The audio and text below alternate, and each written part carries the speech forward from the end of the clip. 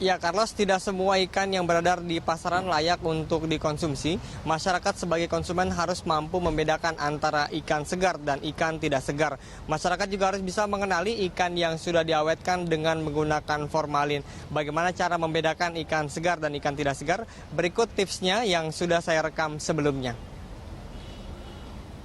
Banyaknya produk makanan yang berasal dari ikan harus diantisipasi oleh masyarakat agar lebih sehat lagi, di mana banyak sekali beredar ikan berformalin, ikan segar, dan ikan tidak segar. Untuk bisa mengetahui perbedaan dari 3 jenis ikan tersebut, saat ini saya sudah ada dengan Ibu Dewi.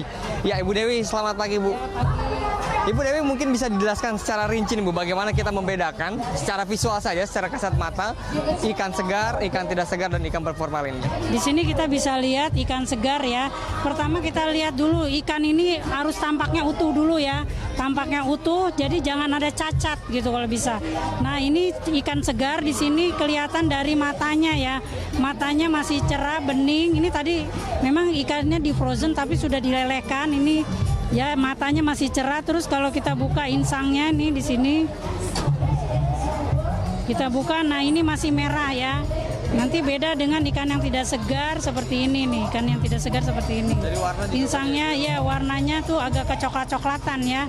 Terus kalau ini perutnya udah hancur, beda dengan yang tadi yang ikan segar di sini perutnya di dalam masih utuh ya, masih bagus. Terus kemudian kalau ditekan dengan jari itu dia balik lagi gitu. Tapi kalau ikan yang tidak segar ini ditekan juga dia langsung diam saja, nggak balik lama baliknya. Warna ikan dari yang tidak segar juga terlihat beda ya, Bu? Terlihat di sini masih ada literal lainnya masih ada ya, garis ikan di sini masih kelihatan ya. Kalau yang ini udah pudar ya, ini udah pudar, sudah tidak kelihatan. Beda dengan ini kan ada perbedaannya segar sama yang tidak segar tuh ya, beda. Siap. Ya. Oke, mungkin sekarang kita beralih ke ikan yang berformalin ya, Bu. Tidak jauh beda dengan ikan tidak segar. Sebenarnya ikannya tidak segar tapi dikasih formalin. Cirinya yang pertama kita cium, kalau dicium itu bau. Jadi bau seperti bau obat ya, bau formalin gitu keras. Terus kemudian insangnya kalau dibuka dia gelap ya, warnanya kecoklat, bahkan dia sebenarnya ya sudah rusak dalamnya. Isi perutnya juga kalau dibuka dia sudah hancur ini kalau dibuka ya. Terus sama dagingnya kalau dia tegang, jadi dia nggak belok gitu. Kalau ikan segar itu dia masih belok ya. Bentar. Ikan segar mungkin kita bisa ambil satunya, Bu. Nah ini beda ya. Nah ini tadi karena beku ya, sebenarnya begini Pak ini ya.